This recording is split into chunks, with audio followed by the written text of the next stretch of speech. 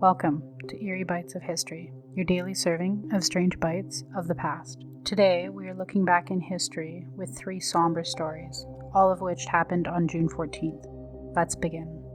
On June 14th, 1949, in the isolated desert testing ground of White Sands, New Mexico, a slender silver missile stood positioned against the sky, a relic of war repurposed for something far more ambitious. Strapped inside was a living passenger, Albert II, a rhesus monkey. Albert was not the first animal the U.S. had attempted to launch into space, but he was the first to make it beyond Earth's atmosphere. At 83 miles above the Earth, he crossed the invisible boundary that defines the beginning of space, and for a brief moment, a primate, not a machine, was suspended between Earth and the stars. The launch was considered a scientific success.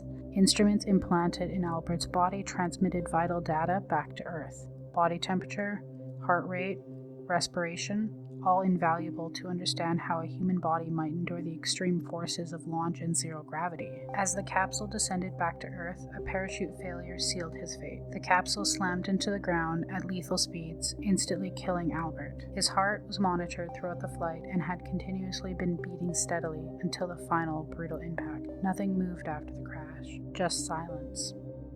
On June 14, 1986, at West Edmonton Mall in Alberta, Canada, once the largest shopping mall in the world, an incident occurred on the Mindbender. It was a German-built indoor roller coaster. The Mindbender was known for intense vertical loops and extreme G-force, and it held the title for the world's largest indoor triple-loop roller coaster at the time. That evening, during a routine ride, the last car of the train suddenly detached. It slammed violently into a concrete pillar and flipped, ejecting its passengers. 3 people were killed, all adults in their 20s, and 1 was critically injured. An immediate investigation revealed critical mechanical and maintenance failures. Specifically, bolts on the wheel assembly were either missing or had not been properly tightened, causing the car's wheel assembly to fail under the strain of the loop. They also uncovered a lack of proper documentation and maintenance checks by the park's staff. The tragedy stunned the public and sent shockwaves through the amusement park industry, especially because it occurred indoors. The ride was shut down for over a year as significant re-engineering and safety modifications were made. These included a redesigned train, automatic safety monitoring system, and stricter maintenance protocols. Despite its safe track record post-incident, the shadow of the 1986 tragedy never completely lifted. The public's perception remained mixed, and some survivors and relatives of the victims continued to speak out against the ride's operation. In January 2023, after nearly 4 decades of operation, the mall permanently closed the Mindbender. Even after its closure, its story still remains.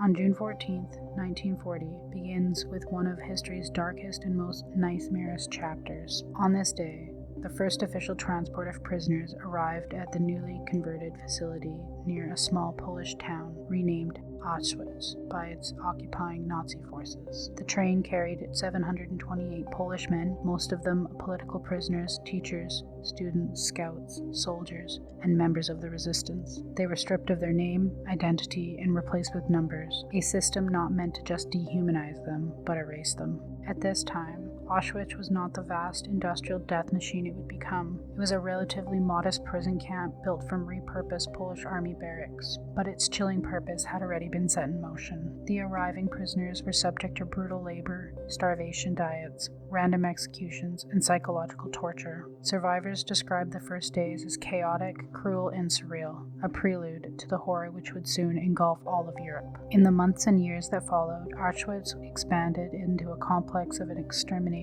and forced labor camps. They were constructed specifically for mass murder. By the end of the war, 1.1 million people, primarily Jews, had been murdered within the barbed wire fences through gassing, starvation, beating, and disease. But it all began with the first train, the first list of names. The psychological and symbolic weight of June 14th is immense. It was the quiet first crack in a dam of unimaginable cruelty, a date that didn't make the global headlines, but opened the gates of the Holocaust. Like your history snack-sized?